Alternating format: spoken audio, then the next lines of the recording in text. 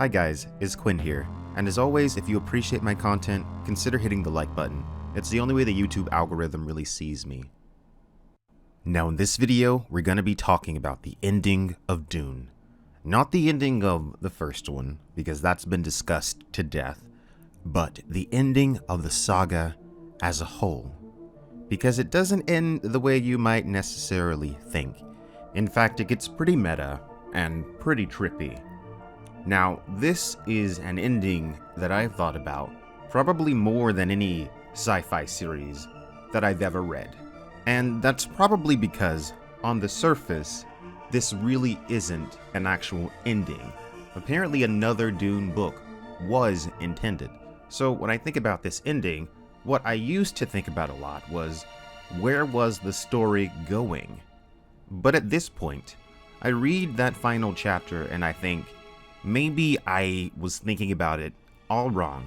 Maybe the fact that Frank Herbert never put out the 7th book is the point. Now, of course, generally it is thought that Frank Herbert had a 7th book planned, and that he was intending to put out a 7th book, but tragically died. But I think there are a few hints in this last chapter that would suggest that maybe this was the intended ending for the Dune Saga. To explain this, we've got to talk about what Dune is actually saying. The Dune Saga is about the evolution of humanity. It's about humans elevating themselves while coexisting amongst each other and preparing for the hostile environment of the universe they inhabit. Frank Herbert saw humanity as it currently exists now as kind of the teenage phase of humanity, and Dune is essentially how humankind grows up. Specifically, there is a direct critique of bureaucracy and centralized leadership. Now, this is crucial. Frank Herbert makes it relatively clear what aspects of government and politics in human society that he's critiquing, but he's relatively vague on how we should go about fixing those problems in society. Now, of course, there are clues and subtle hints pointing at a type of system that Frank Herbert would be partial to throughout the book series, but it's not exactly cohesive. He seems to be partial with certain anarchist-leaning ideologies, see the Fremen, but he never drives the wedge home and describes any particular system that he thinks would be best, in the way that, let's say, Ursula K. Le Guin does in her work, specifically The Dispossessed, where she's very clear in defining the anarchist society. In fact, this is what kind of differentiates Frank Herbert from a lot of other authors, is that Frank Herbert wants you to figure it out on your own.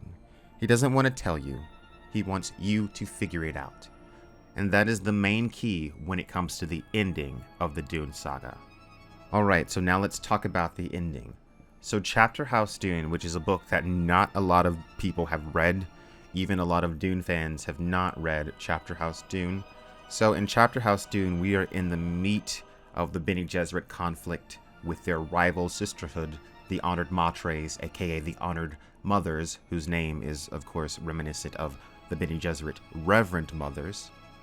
At the end of the book, we see the conflict more or less resolved, and then the curtain is pulled back, so to speak, and we are officially introduced to two characters, Daniel and Marty.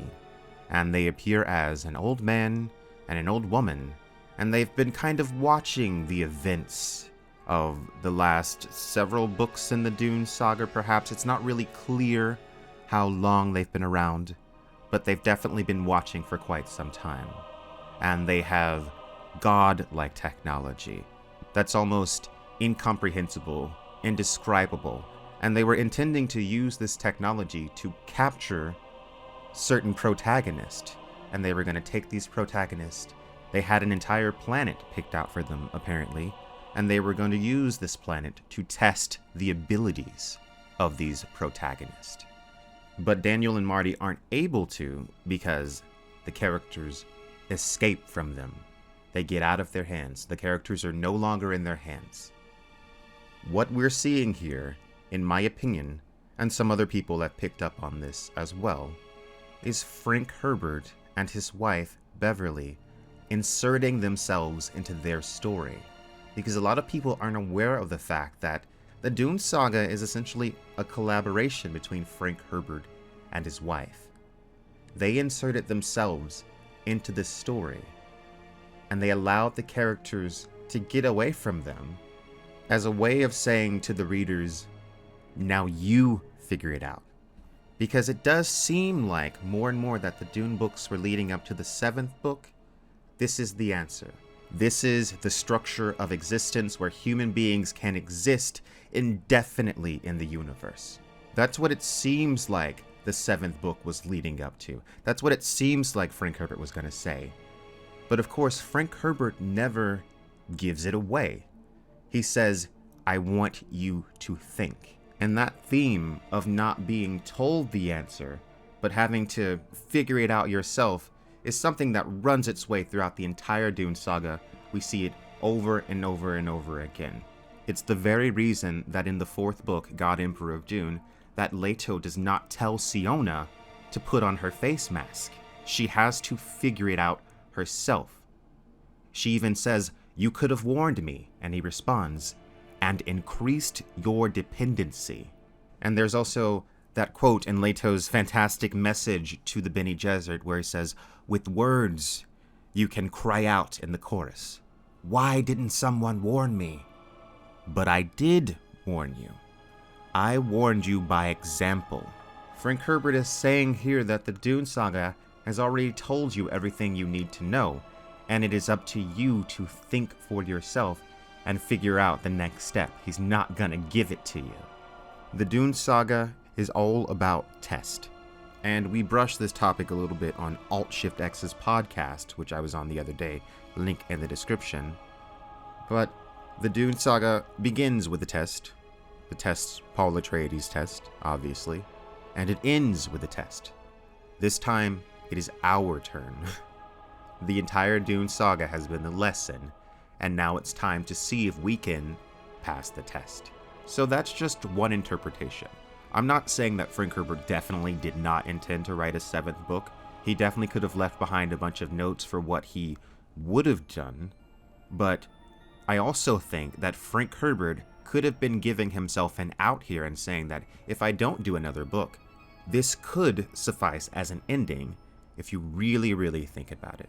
Now, I'm not saying that anything on the surface level is different to how I've previously interpreted it, but thematically, I think that this particular thematic interpretation is very consistent. Let me know what you guys think about this idea. If you enjoy my content, you can follow me on Twitter, subscribe to me on this channel, and make sure you hit the like button. Thanks so much, guys.